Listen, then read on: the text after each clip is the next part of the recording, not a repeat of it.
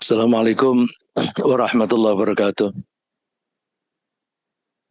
Alhamdulillahirabbil alamin. Wassalatu wassalamu ala Muhammadin nabiyil ummi wa ala alihi wa sahbihi ajma'in. Rabbana zidna ilma warzuqna fahma. Allahumma arinal haqqa haqqa warzuqna ittiba'ah wa arinal batila batila warzuqna ijtinabah. Allahumma allimna ma jahilna wa dhakkirna ma nasina minal Qur'an wa adkhilna birahmatika fi ahlil Qur'anil Karim. Amin. Bapak-bapak, ibu-ibu dan saudara-saudara sekalian yang saya hormati, baik yang hadir di Masjid Syuhada Rawamangun maupun yang di tempat masing-masing yang mengikuti kajian ini melalui Zoom. Kita syukuri bahwa kita telah diberi waktu oleh Allah untuk menjalani puasa Ramadan bulan ini, dan kita mohon agar Allah memberi kita tambahan umur setidaknya sampai akhir bulan dengan semangat iman yang lebih kuat, dengan kesehatan yang prima dan rezeki yang memadai, sehingga kita bisa melaksanakan kegiatan ibadah pada Ramadan tahun ini dengan cara yang lebih baik daripada tahun-tahun yang lalu. Mari kita syukuri waktu yang diberikan oleh Allah kepada kita untuk mencoba mempelajari firman-firman Allah dan pesan-pesan Nabi Muhammad SAW, agar kita memahami pelajaran-pelajaran dari Allah dan Rasul-Nya. Kemudian kita kuatkan komitmen kita untuk selalu berpegang teguh pada Al-Quran dan menerapkan ajarannya dalam kehidupan kita sehari-hari. Kita sedang mempelajari surat Al-Alaq.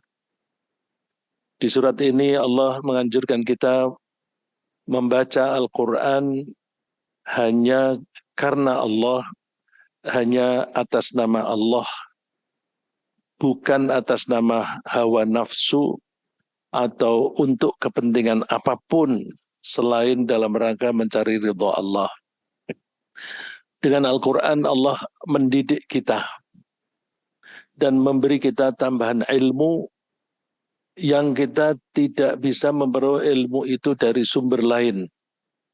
Karena ilmu yang diberikan oleh Allah bukan hanya ilmu yang sifatnya materialistik, tapi juga ilmu-ilmu yang sifatnya ruhaniyah, dan juga bukan hanya ilmu mengenai kehidupan di dunia, tetapi juga mengenai kehidupan di akhirat, yang tidak mungkin kita peroleh informasinya kecuali dari yang menciptakannya, yaitu Allah Subhanahu wa Ta'ala. Allah berfirman, "Allamal insana ma lam ya'lam." Allah mengajari manusia yang manusia itu belum pernah mengetahuinya. Tapi Allah memperingatkan kita bahwa ada di antara kita yang dididik oleh Allah, dibimbing oleh Allah, tidak mau. Karena mereka merasa tidak butuh. Ini keterlaluan, karena mereka itu makhluk tetapi merasa tidak butuh kepada penciptanya. Dan kenapa seperti itu? Karena mereka merasa serba cukup. Ar-ra'ahu istaghna. Mudah-mudahan kita tidak termasuk golongan yang demikian. Allah memberikan kata kunci kalau kita ingin tidak kebablasan, tidak melampaui batas, yaitu dengan selalu mengingat bahwa kita suatu saat akan meninggal dunia dan akan menghadap kepada Allah untuk pertanggungjawaban. Inna ila rabbika ruj'a. Tapi tetap saja ada orang-orang yang tidak suka kepada keimanan. Contoh yang diberikan oleh Allah di surat ini adalah Abu Jahal. Tapi Di surat ini Allah tidak menyebut nama Abu Jahal sama sekali, melainkan menyebut dengan istilah orang yang melakukan suatu perbuatan. Jadi konteks turunnya ayat, misalnya di sini ara'aital ladzi yanha 'abdan idza shalla. Turunnya ayat ini konteksnya adalah Abu Jahal. Tetapi Allah menggunakan kata yang sifatnya umum. Alladzi yanha, seorang yang menghalang-halangi hambanya untuk sholat. Berarti ayat-ayat ini bisa kita pakai sebagai pelajaran bagi kita secara umum. Pelajarannya apa? Pelajarannya kita jangan berperilaku seperti Abu Jahal. Dan kalau kita pada posisi yang berseberangan, maka kita mengambil sikap seperti yang diajarkan oleh Allah di surat ini. Ya, jadi pelajarannya, kalau kita melihat orang yang jahat seperti Abu Jahal, kita mohon perlindungan kepada Allah, jangan sampai kita meniru perilaku itu. Dan kalau kita pada posisi yang berseberangan dengan orang-orang jahat seperti Abu Jahal, maka kita ambil pelajaran yang diajarkan di surat ini. Satu, pasrah kepada Allah, karena Allah lah nanti yang mengambil tindakan kepada mereka, seperti yang kita pelajari pada pertemuan yang lalu, kalla la illam yantahi lanasfa'am bin nasiyah. Kalau orang itu tidak mau berhenti menghalang-halangi orang melakukan ibadah dan orang-orang yang berdakwah, maka akan kami seret. Ya, Allah akan mengutus malaikat untuk melemparkan orang itu ke neraka. Falyad'una dia, silahkan dia memanggil golongannya, mengambil bala tentaranya, memanggil para pendukungnya. Silahkan, seberapa banyak pun pendukung-pendukungnya, itu tidak menjadi masalah bagi Allah. Falyad'u nadiyah. Falyad'u, maka hendaklah dia memanggil nadiyah, orang-orang yang mendukung dia. Nadiyah itu an-nadi itu istilah untuk tempat berkumpulnya orang-orang untuk membuat perencanaan bersama. Nah, orang-orang yang berkumpul untuk membicarakan perencanaan bersama apa yang akan dilakukan, itu yang berkumpul di situ adalah orang-orang yang seirama, yang cita-citanya sama. Kalau tahu orang jahat, ya yang jahatnya serupa. Jadi falyad'una dia, silahkan panggil golongannya dia. Sanad'u zabaniyah, gampang bagi Allah. Kami akan memanggil zabaniyah. Zabaniyah itu siapa? Zabaniyah itu para ulama menafsirkan sebagai para malaikat yang menjaga neraka. Yang kita ketahui, malaikat yang menjaga neraka itu bernama Malik. Bukan Malik sebagai raja, tapi Malik sebagai nama. Dan nama Malik itu ada di dalam Al-Quran. Malik tidak sendirian. Malik dibantu beberapa malaikat. Malaikat itu secara kelompok juga disebut Az-Zabaniyah. Nanti kita bahas lebih lanjut. Saya ingin kembali kepada cerita Abu Jahal. Abu Jahal itu berani mengganggu Rasulullah SAW karena dia merasa kaya dan merasa memiliki dukungan yang kuat dari kelompoknya. Allah menantangnya dengan mempersilahkan memanggil pendukungnya. Dan memang Abu Jahal adalah yang mengusulkan kepada kaum Quraisy untuk mengerahkan pemuda-pemuda yang kuat dan tangkas, yang masing-masing memegang pedang yang tajam, untuk membunuh Nabi Muhammad SAW dengan satu pukulan yang bareng, yang bersama. Ya. Jadi Abu Jahal ini sudah kesal. Dia menghalang-halangi Nabi Muhammad sholat di Masjidil Haram. Dia ingin menginjak-injak dan dia bersumpah, aku akan menginjak-injak lehernya ketika dia sujud di depan Ka'bah. Tapi ternyata Allah yang melindunginya, yaitu dengan menampakkan api di parit. Di antara Abu Jahal dan Rasulullah SAW itu ada parit yang di dalamnya ada api yang menyala besar sekali. Di samping itu dia melihat ada para penjaga yang melindungi Nabi Muhammad. Lalu dia lari berbalik. Terus dia tidak puas. Lalu dia bikin sayembara. Siapa yang bisa membunuh Muhammad sallallahu alaihi wasallam akan diberi hadiah 100 unta. Silahkan pilih unta yang hitam atau unta yang merah. Kalau dia menjanjikan akan memberi hadiah 100 dan orang itu boleh pilih yang merah atau yang hitam, berarti dia memiliki unta lebih dari 200. Karena bisa memilih. Itu artinya dia orang kaya. Nah, orang kaya. Nah, itu seperti yang disebutkan kalla innal insana la yadgha ar-ra'ahu istaghna. Karena dia merasa serba cukup. Bukan hanya harta. Dia juga mempunyai pengaruh di Darun Nadwah. Darun Nadwah. Tempat mereka berkumpul disebut dar itu rumah, Nadwah.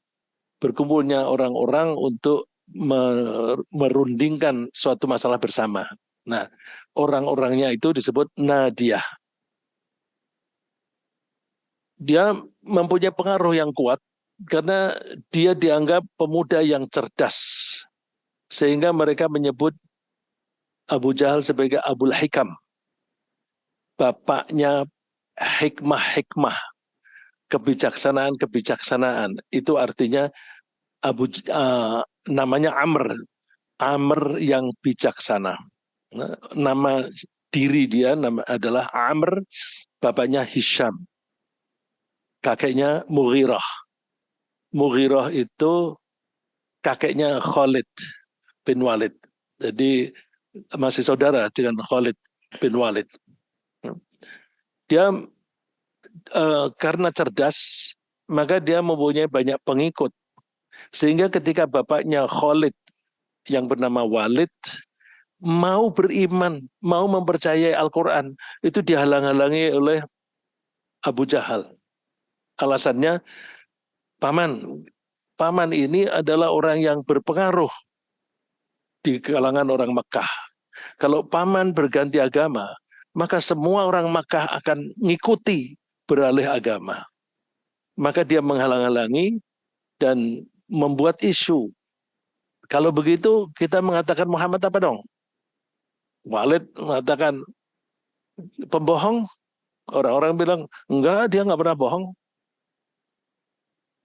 Tukang sihir atau tukang tenung, enggak, dia nggak pernah melakukan itu. Lalu mikir, kalau begitu dianggap saja dia tukang sihir. Innahu fakkara wa qaddara fakutila kaifa qaddar thumma nazar. Lalu mikir-mikir, kalau begitu dia tukang sihir.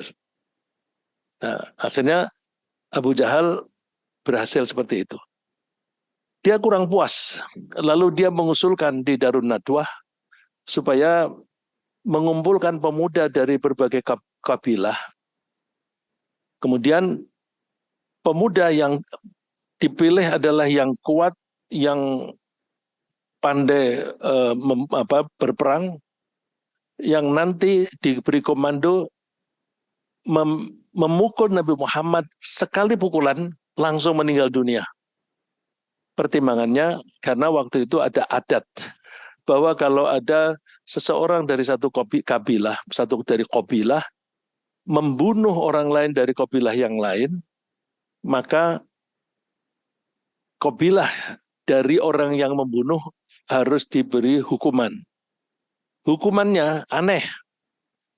Yang dilihat bukan siapa pembunuhnya, tetapi yang dilihat siapa yang dibunuh.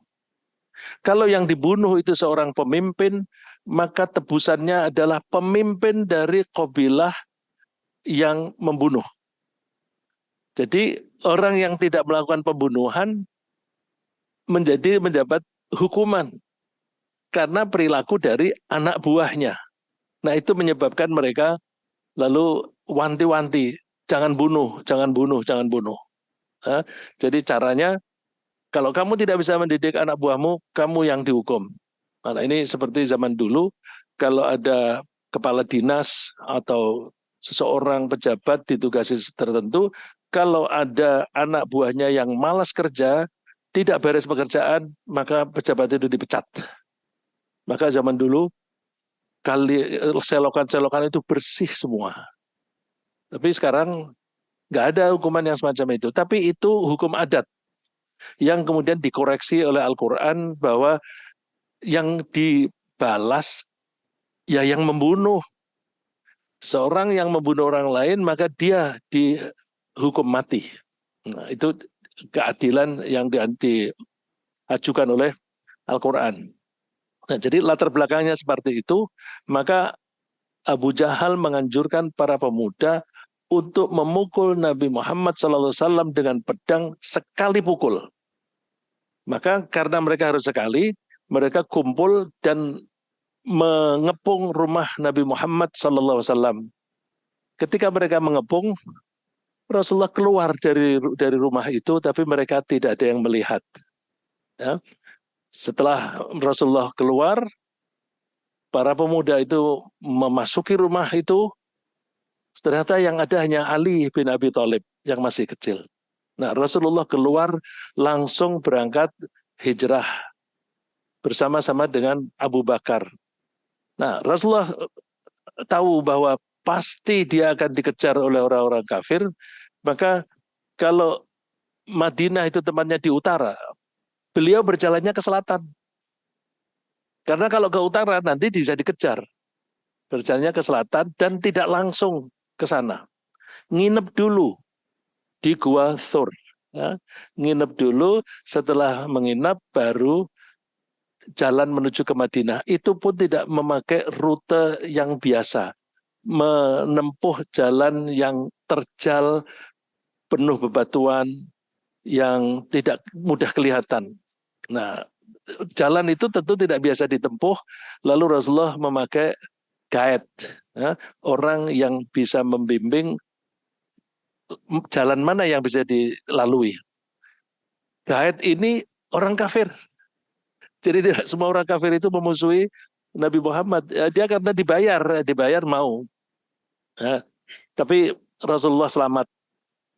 Meskipun ketika begitu keluar dari Makkah, ada orang yang melihat, aku tadi kayak melihat figurnya Muhammad gitu. Ada orang dengar, oh ya, langsung mengambil kuda mengejar Nabi Muhammad. Benar, mereka berdua berjalan.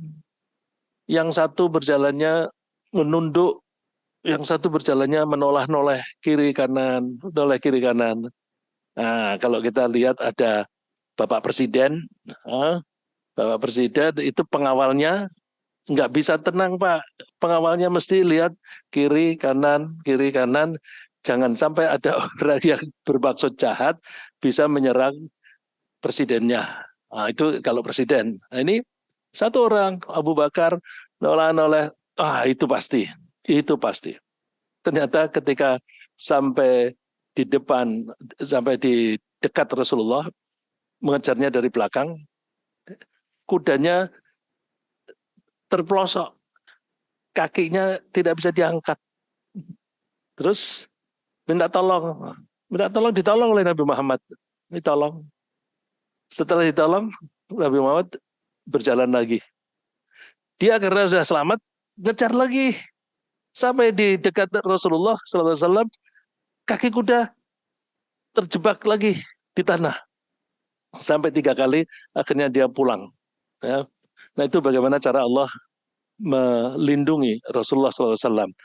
Itu belum puas. Dia kepengen menyerbu Rasulullah secara rame-rame. Kalau menyerbu rame-rame itu jadinya perang. Tahun pertama gagal. Tahun pertama yang memimpin Abu Sufyan. Gagal karena apa? Di perjalanan itu mereka senang berpesta-pesta, makan, minum, mabuk-mabukan, terus nggak usah perang, pulang aja, pulang. Tahun berikutnya Rasulullah itu mengingatkan para sahabat muhajirin bahwa mereka itu mempunyai kekayaan yang ditinggal di Makkah. Dan kekayaan itu dirampas oleh orang-orang kafir. Maka Rasulullah menganjurkan, ayo kita cegat. Ini akan ada pedagang dari Makkah yang mau pergi ke Syam. Pasti lewat Madinah. Tapi lewatnya pinggir mendekati pantai. Kenapa pantai? Pantai itu kan anginnya juga enak dan lagi jalannya biasanya lebih datar. Kemudian Rasulullah sendiri yang mimpin itu, ditunggu sampai 2 hari, kok nggak ada. Tanya kepada orang di situ, oh udah lewat. Nah udah lewat, pulang lagi ke Makkah. 2 bulan kemudian Rasulullah tidak berangkat sendiri, nyuruh para sahabat sekitar 30 orang. Itu tuh dicegat itu pedagang dari Mekah untuk meminta ganti rugi harta yang dirampas di Mekah. Jadi bukan membegal. Ya, kalau membegal itu kan kekayaannya terus dirampok begitu. Enggak. Kamu telah mengambil kekayaan kami, kembalikan. Bisa dalam bentuk uang, bisa dalam bentuk dagangan. Terus rupa-rupanya kelompok pedagang ini tahu bahwa mereka dicegat. Lalu mereka makin minggir, makin mendekati laut. Pedagang ini sekitar 30-40 orang dipimpin oleh Abu Sufyan.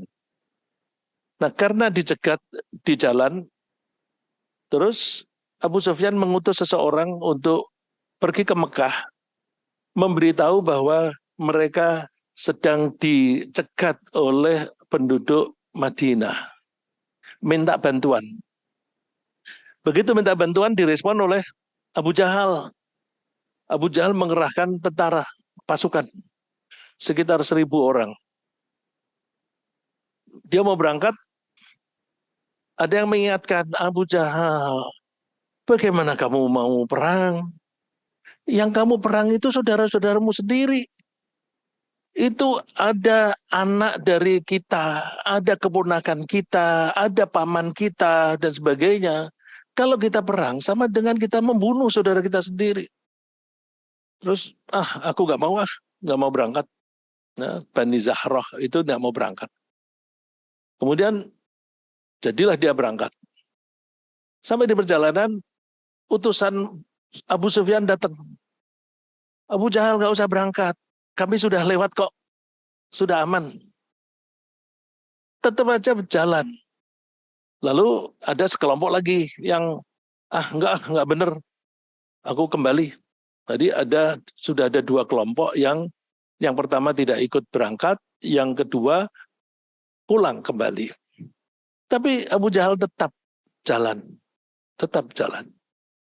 Lalu dia mengatakan begini, bahwa kita nanti lihat siapa di antara kita yang meninggal dan dibunuh oleh siapa. Kita ingat-ingat, nanti kita dendam. Oh, dari ajarannya aja udah dendam gitu. Kita dendam, nanti lain kali kita perang lagi. Nah, kenapa kau bisa begitu? Ya, dia merasa lebih kuat daripada Nabi Muhammad dan pengikutnya. Nah, padahal pelajaran yang sudah terjadi, masyarakat-masyarakat terdahulu itu juga banyak yang kuat-kuat, lebih kuat daripada Abu Jahal, tapi juga dihancurkan oleh Allah. Misalnya Allah berfirman, awalam ya'lam anna Allah qad ahlaka min qablihi minal quruni man huwa ashaddu minhu quwwatan wa aktsaru jam'a. Ini kasus latar belakangnya adalah Korun. Korun karena kaya, ya seperti Abu Jahal. Lalu dia berbuat semena-mena. Lalu Allah memperingatkan, apakah dia tidak tahu bahwa Allah itu sudah menghancurkan masyarakat dari generasi-generasi sebelumnya. Padahal mereka itu lebih kuat daripada Korun. Dan lebih banyak pendukungnya daripada Korun. Pendukung, ya kalau orang kaya itu banyak pendukungnya. Karena dia memberi upah kepada orang yang mengikuti dia, yang mendukung dia. Jadi pendukungnya itu karena duit. Jadi kalau kita melihat bahwa masyarakat sekarang ini, waduh, dia kelompoknya banyak. Dia didukung kelompok ini, kelompok ini, kelompok ini. Kelompok itu bisa juga partai kan. Didukung ini apa? Ya modelnya kan kayak Abu Jahal dan kayak Korun. Karena ada insentifnya. Ya. Jadi Abu Jahal ini memang tidak mau belajar sejarah. Ya, ya dia hanya karena kedengkian. Kedengkian itu sudah pernah kita bahas bahwa Abu Jahal itu dari keturunan Quraisy, tapi dari jalur Kinanah. Mereka iri terhadap kaum Quraisy yang dari jalur keturunan Hashim, Bani Hashim.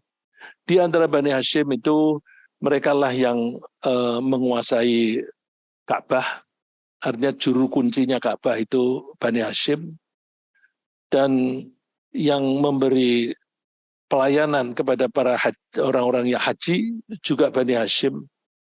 Dan kalau ada orang konsultasi keagamaan atau konsultasi ke sosial, mereka mintanya konsultasi kepada Bani Hashim. Maka begitu Rasulullah SAW diangkat menjadi nabi, Abu Jahal iri. Kalau semua sudah dipegang oleh Bani Hashim, ditambah lagi kenabian itu dipegang oleh Bani Hashim lagi, lalu kita dapat apa? Nah, kita dapat apa? Nah, itu berangkat dari situ, lalu dia memusuhi Nabi Muhammad SAW. Maka kita harus hati-hati, jangan sampai kita kejebak menjadi Abu Jahal. Jangan pernah iri hati kalau melihat kelompok lain itu mendapatkan kenikmatan yang banyak. Nah, yang aneh lagi, Abu Jahal itu merasa lebih benar daripada Nabi Muhammad. Dari mana kita tahunya? Ketika Abu Jahal itu maju dalam perang, itu manggil-manggil Tuhan. Tuhannya pun Allah. Jadi orang-orang kafir Mekah itu orang musyrik. Mereka mengakui Tuhannya itu Allah. Tetapi mereka menyembah patung-patung. Itu dia musyrik. Jadi kalau ditanya, Tuhanmu siapa? Allah. Ketika mereka berdoa juga kepada Allah. Nah ini contoh, ini doanya Abu Jahal. Ketika sudah makin mendekat Mekah, Abu Jahal ngomong, Allahumma ayyuna kana afjarolaka wa aqta'alir rahim fa'ahinhul yaum. Wahai Tuhan, siapa di antara kami yang lebih durhaka? Afjar, lebih durhaka. Siapa di antara kami yang lebih durhaka? Wa aqta'ar rahim, dan siapa yang lebih memutuskan hubungan persaudaraan? Aneh kan? Mereka itu kalau ada saudaranya atau keluarganya yang masuk Islam dimusuhi. Memusuhinya itu tidak tanggung-tanggung sampai digebukin dan diikat, nggak boleh pergi. Contohnya As, Al-As. As itu bapaknya Amr bin As. As itu salah satu anaknya namanya Hisham. Itu diikat dan digebukin tiap hari. Tidak dikasih makan lagi. Sedangkan Amr itu membela Abu Jahal. Nggak diapa-apakan. Sampai saudara-saudara iparnya si Hisham ini yang sembunyi-sembunyi memberi dia makan. Satu saat dia bisa lepas, terus dia hijrah ke Habasyah. Nah, itu yang memutuskan hubungan persaudaraan itu siapa? Yang gebukin atau yang masuk Islam? Mereka beranggap yang memutuskan hubungan itu orang-orang yang masuk Islam. Karena dengan masuk Islam, berbeda agama, itu terus dianggap, udah kamu orang lain. Sebenarnya kalau tidak dimusuhi kan nggak apa-apa, tidak akan putus hubungan. Nah itu dianggap aqta'a lirrahim, memutuskan hubungan persaudaraan. Ya, seperti kita lihatlah orang-orang jahat, mereka yang melakukan kejahatan kemudian dianggap orang lain itu yang salah. Contohnya misalnya kalau ada preman kemudian kita misalnya menegur, misalnya preman itu ngatur parkir di tempat terlarang misalnya ya. Bang, ini kan ada tanda P merah, Bang. Berani nggak? Nanti dia akan bilang, urusi kamu sendiri. Jangan bikin keributan. Urusi kamu sendiri, jangan bikin keributan. Loh, menegur gitu kok bikin keributan apa? Karena nanti kalau kamu ngomong itu terus, aku tempeleng kamu, jadinya ribut. Nah, ributnya itu bukan orang yang memukul, tapi orang yang mengingatkan dia. Nah, itu Abu Jahal dan kawan-kawan itu semacam itu.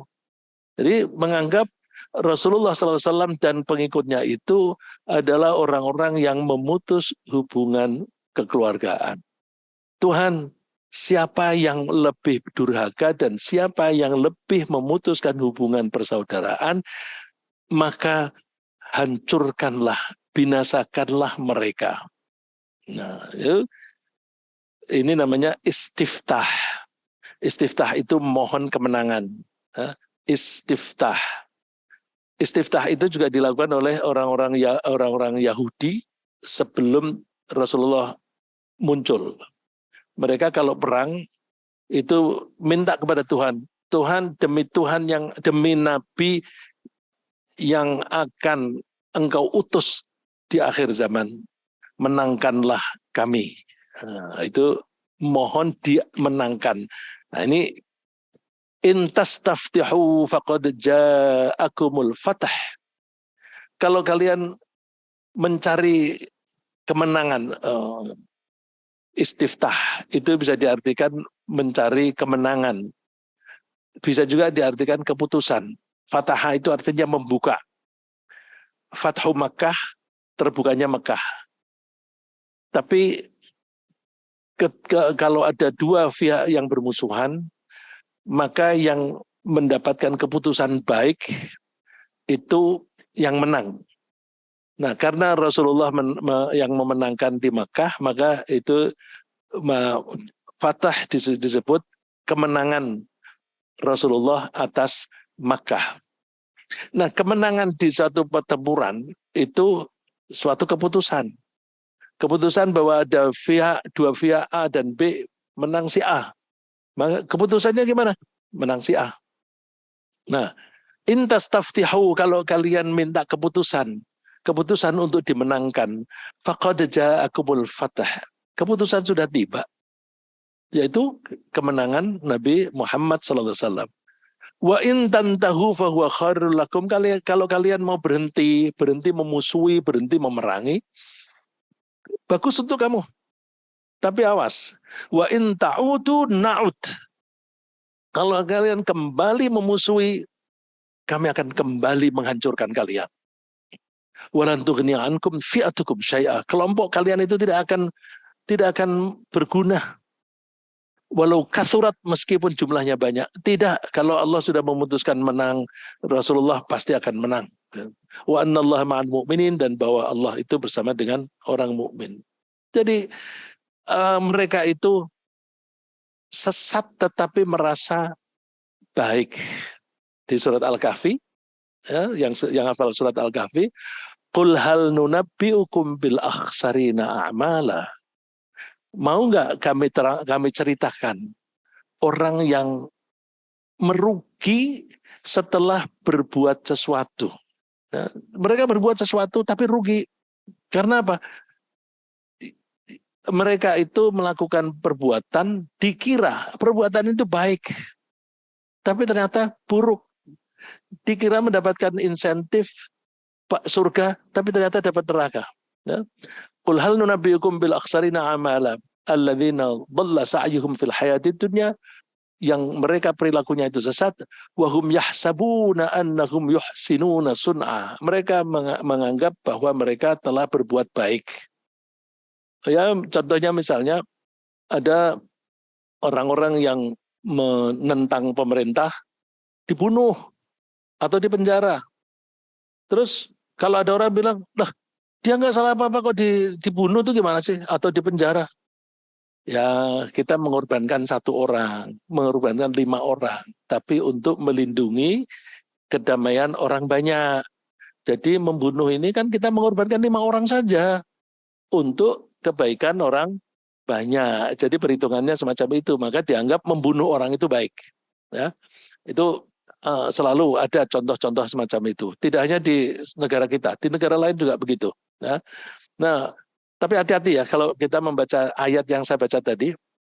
Alladzina dhalla sa'yuhum fil hayatid dunya wa hum yahsabuna annahum yuhsinuna sun'a. Itu juga dipakai dalil bahwa jangan kira kalau kamu berdoa bersama itu menyelamatkan kamu. Kamu mengira itu baik. Itu mencelakakan kamu itu. Kamu bisa masuk neraka. Itu tidak layak dipakai untuk dalil itu. Ayat itu belum selesai. Ayat itu diteruskan, siapa itu? Alladzina kafaru. Orang yang kafir mengingkari Allah, mengingkari ayat-ayat Allah, mengingkari pertemuan dengan Allah. Jadi jangan dipenggal kalau memakai dalil. Ya, itu dalil untuk orang yang kafir. Jangan terus dipotong lalu dibilang, nah kamu mengira kamu berdoa bersama itu masuk surga. Enggak, kamu masuk neraka. Orang jadi bingung. Berdoa kok bisa masuk neraka ini gimana? Ya, ini karena saya mengutip ayat tadi. Terus, nah ketika mereka itu sudah berhadapan, ini luar biasa tuh. Ada namanya Abdurrahman bin Auf. Abdurrahman bin Auf itu berada di barisan tentara, pasukannya Rasulullah SAW. Terus di seberang sana itu pasukannya Abu Jahal. Tiba-tiba Abdurrahman bin Auf ini, dia menurut cerita dia, di kiri kanan saya ini ada 2 pemuda, kira-kira umur 16. Terus yang satu bilang, "Paman," manggilnya Paman. Kalau di sini, Om kenal nggak yang nama Abu Jahal? Terus dia bilang, "Apa keperluanmu dengan dia, hai anak saudaraku?" Ya, dia memanggilnya Ibnu Akhi. Jadi ini panggilan persaudaraan itu kan orang dalam Islam itu indah. Jadi tidak kenal anak ini, hei anak saudaraku gitu. Jadi dianggap keponakan. Ada apa? Kok kamu tanya Abu Jahal? Terus dia bilang, aku diberitahu bahwa Abu Jahal itu suka maki-maki Rasulullah. Kesel aku. Aku mau bunuh dia. Aku akan bunuh dia. Terus yang satunya ngomong yang sama. Loh, kok ngomong yang sama? Nanti kalau kelihatan aku tunjukin. Dan kebetulan 2 pemuda ini namanya sama, Mu'adz. Ini namanya Mu'adz, ini Mu'adz. Cuma yang satu Mu'adz anaknya Afra, yang satu Mu'adz anaknya Amr al-Jumuh. Jadi Mu'adz itu nama ya di sini Bambang gitu misalnya ya, yang pasaran itu. Oh, mohon maaf kalau ada yang namanya Pak Bambang. Ini seperti kalau Jawa Barat itu ada Endang gitu ya. Nah, itu biasalah ya. Dan nama yang lazim. Makanya 2 pemuda umurnya sekitar sama, umur 16-an, namanya sama-sama Mu'adz, terus dia ingin membunuh Abu Jahal. Terus setelah kelihatan, tuh lihat tuh. Itu tuh yang itu. Oh, terus begitu melihat perang Badar itu kan dimulai dengan perang tanding dulu. Ya, ada orang Mekah itu bilang, ayo kita perang tanding dulu. Mohon maaf, istilah bahasa Arabnya itu udah maksudnya perang tanding. Mereka maju 3 orang. Terus dari kelompoknya Nabi Muhammad SAW, Rasulullah menunjuk 3 orang. Abu Jahal tanya, siapa kamu itu? Disebut namanya kelompok Ansor, orang Madinah. Aku nggak butuh kamu. Kami butuh saudara-saudara kami, saudara-saudara sepupu kami. Jadi memang cari musuhnya itu saudaranya. Istilahnya Ibnu Am, anak paman kami. Terus Rasulullah menunjuk Umar maju, Hamzah maju, Ali maju. Tiga-tiganya menang. Mohon maaf, yang satu bukan yang satu itu Utbah. Utbah sama-sama luka, kemudian si yang ini dibunuh oleh oleh Umar. Ya. Jadi mereka meninggal 3, sini meninggal 1. Setelah itu baru tawuran, maju bareng.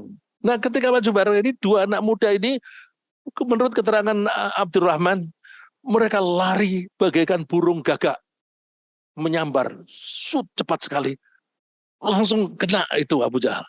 Jadi Abu Jahal belum sampai mengalami perang tanding gitu, udah mati duluan. Dua-dua ini menusuk si Abu Jahal. Habis itu mereka lari lagi, balik mencari Rasulullah. Rasulullah, saya telah membunuh Abu Jahal. Oh ya, yang satu bilang, saya yang membunuh. Yang satu bilang, saya yang membunuh. Lalu terus, coba buktinya. Aku lihat pedangmu. Diperlihatkan pedang, sudah dihapus belum? Belum. Oh ya, itu darah Abu Jahal. Oh ya, itu darah Abu Jahal. Bagaimana seseorang bisa melihat darah ini darahnya orang? Kan tidak diperiksa di laboratorium. Oh ya, itu darahnya Abu Jahal. Itu benar-benar berarti kalian berdua yang membunuh Abu Jahal. Rupanya belum mati. Ya, rupanya belum mati setelah pertandingan peperangan ini usai. Lalu Rasulullah nyuruh, coba cari mayatnya Abu Jahal itu yang mendapatkan Abdullah bin Mas'ud. Dia sudah terkapar, tengkurap begitu, lalu lehernya diinjak. Ya tentu menginjak ke leher itu artinya jangan dia bangkit kemudian memusuhi. Ya. Masih ngolok-olok Abdullah bin Mas'ud. Abdullah bin Mas'ud itu dulu waktu masih di Mekah itu tukang gembala kambing. Jadi, oh kamu penggembala kambing. Gimana kesudahannya perang ini? Masih aja panggilnya itu penggembala kambing. Terus keputusannya yang menang adalah Allah dan Rasulnya. Nah, terus akhirnya yang menyudahi Abu Jahal itu Abdullah bin Mas'ud. Jadi 2 anak muda dianggap telah membunuh karena telah melukai, tapi yang mengakhiri adalah Abdullah bin Mas'ud. Nah itu betapa jahatnya Abu Jahal. Begitu ini yang saya sebutkan tadi ya, menghadap kepada Rasulullah SAW. Saya kira semuanya sudah mendapatkan teksnya karena Pak Andi sudah membagi dan saya lihat di antara bapak-bapak itu lebih suka melihat HP-nya karena tulisannya kan lebih jelas. Ya. Terus Zabaniyah itu siapa? Zabaniyah itu digambarkan sebagai malaikat yang menjaga neraka. Rujukannya di surat Tamrin, surat At-Tahrim. Ya.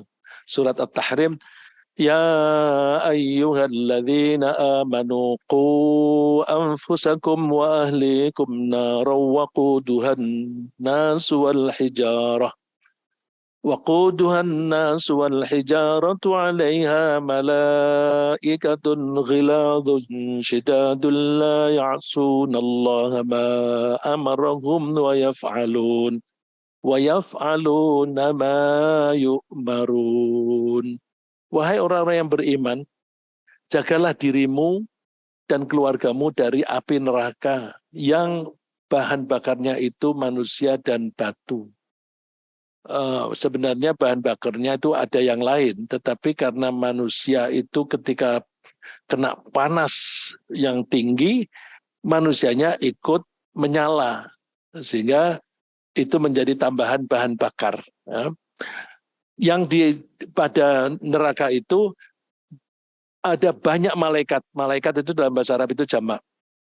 Ada para malaikat yang penampilannya itu keras, ya, tapi mereka tunduk kepada Allah. Mereka melaksanakan apapun yang diperintah oleh Allah. Jadi kalau mereka melemparkan seseorang ke dalam neraka, itu bukan karena kekejaman mereka, tetapi karena mereka diperintah oleh Allah. Saya kira demikian, mudah-mudahan apa yang kita bahas ini menjadi pelajaran bagi kita. Pelajarannya antara lain adalah kita jangan berperilaku semena-mena.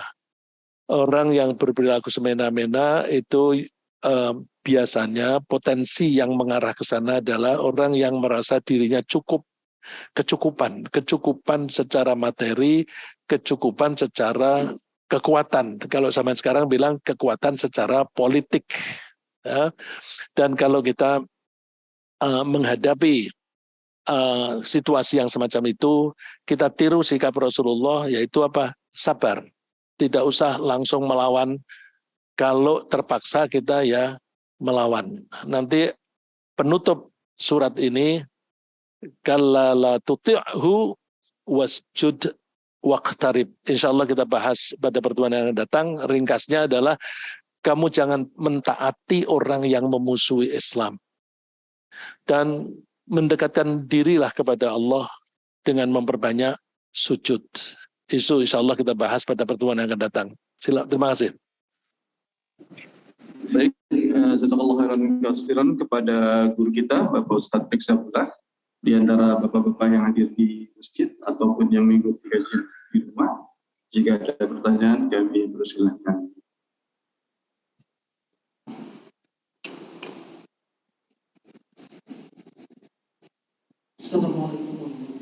Waalaikumsalam. Tadi Rasulullah mencontohkan dalam menghadapi musuh itu sangat elegan. Bagaimana kita supaya umat juga bisa mencontoh Rasulullah. Nanti puncaknya adalah memaafkan, syukur-syukur mendoakan kepada musuh kita. Itu yang sangat tidak membumi. Bagaimana itu caranya? Apakah secara kontinu kita harus melakukan upaya itu gitu, sehingga nanti menjadi culture, menjadi kultur yang bisa kita tiru gitu. Ya. Terima kasih jawaban ringkasnya. Jadi pertanyaannya kan bagaimana kita bisa menghadapi musuh seperti Rasulullah SAW dengan cara elegan, tidak lalu merespon berantem, ya ngajak berantem kita berantem. Kita kalau bisa mengalah, tapi tentu kalau kita mau dibunuh kita membela diri. Ya. Ini kalau tidak sampai dengan mengancam kematian, sabar aja lah. Kalau mereka itu hanya maki-maki, mengolok-olok, menghina Islam, biarin aja. Ini seringkali ada orang menghina Islam di Eropa, terus di negara-negara Islam, seperti misalnya di Pakistan, mereka demo besar-besaran, tidak terkendali, terus polisi musuhnya. Lalu mereka, beberapa orang ditembak oleh polisi, mati. Ya, yang mengolok-olok Islam itu senang. Mereka hanya dengan membakar Quran, tapi bisa membunuh beberapa orang Islam di Pakistan. Senang, jangan gitu. Udah biarin aja. Memang dari dulu selalu ada begitu. Itu dalilnya di Quran ada. Jadi tidaklah membahayakan kamu kecuali hanya sakit hatimu. Jadi sakit hati apa-apa. Nah terus supaya tidak kesel gimana? Fa'fu wasfahu. Maafkan dan lapang dada. Coba Rasulullah itu pernah dilempari oleh anak-anak Taif, tapi tidak membalas, tidak mendoakan buruk, dan bahkan beliau itu berdarah. Malaikat Jibril sudah menawarkan akan menghancurkan mereka dengan bencana alam. Tapi Rasulullah menolak, jangan. Rasulullah memaafkan. Kenapa? Tidak egois. Kalau kita egois pasti dendam. Jadi aku melakukan ini diperintah Allah, bukan diperintah oleh diriku sendiri. Diperintah diriku sendiri itu apa? Aku kepengen populer, aku kepengen menang. Enggak, tujuannya jangan aku kepengen populer, aku kepengen menang. Tapi aku melaksanakan perintah Allah. Nah, kalau melaksanakan perintah Allah, kemudian ada reaksi yang semacam itu, yang membuat reaksi itu siapa? Kan Allah. Ya, kalau itu tidak membahayakan, ya udah biarin aja. Nah, kalau kata-kata Rasulullah itu apa? Mereka kan tidak tahu. Mereka kan tidak tahu. Itu artinya jangan berfokus pada saya, tapi perhatian berfokus pada mereka. Mereka kan nggak tahu. Jadi kalau udara maki-maki, kita coba lihat latar belakangnya. Oh, dia belum paham.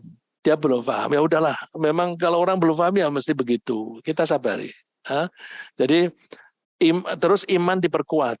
Iman diperkuat gimana? Misalnya Allah itu wa innallaha lama'al mu'minin. Allah itu akan menyertai orang-orang yang beriman. Dan ada ayat yang menyatakan bahwa Allah berjanji orang mukmin dan utusannya pasti menang. Pasti menang. Nah, itu kita pegang. Nah, kalau itu kita pegang, kita itu meskipun dalam posisi yang lemah, ya nanti suatu saat akan menang. Menang itu kan tidak harus dengan perang. Menang itu bisa dengan cara yang, ya sekarang ini coba, dulu orang Islam di Spanyol itu kan dipaksa untuk keluar meninggalkan Islam, dibunuh atau diusir. Kalau nggak mau pergi, tetap tinggal di situ, harus keluar dari Islam. Kalau nggak mau dibunuh. Oh, itu banyak itu yang dibantai. Terus sekarang coba, kan pelan-pelan orang Islam jadi wali kota di Inggris. Ada beberapa orang Islam yang jadi wali kota. Di Eropa gereja-gereja menjadi masjid. Nanti pelan-pelan kan Eropa menjadi negara Islam gitu. Ya, jadi iman ringkasnya itu perkuat iman, insya Allah bisa. Terima kasih. Baik, terima kasih Pak Ustaz. Menyinggung mengenai apa yang tadi disampaikan golongan cinta golongan Pak Ustaz. Nah, beberapa tahun lalu kan kita dengar yang namanya nepotisme itu satu kata yang sangat dikhawatirkan, ditakut-takuti Pak Ustaz. Nah, di satu sisi atau di sisi lain, ketika kita bermuamalah dengan saudara-saudara kita, ajaran agama mengajarkan untuk memprioritaskan saudara-saudara kita. Nah, bagaimana menempatkan memprioritaskan kepada saudara-saudara kita agar tidak menjadi atau tidak terjebak pada nepotisme yang konotasinya negatif, Ustaz? Tidak memprioritaskan dalam jabatan. Yeah.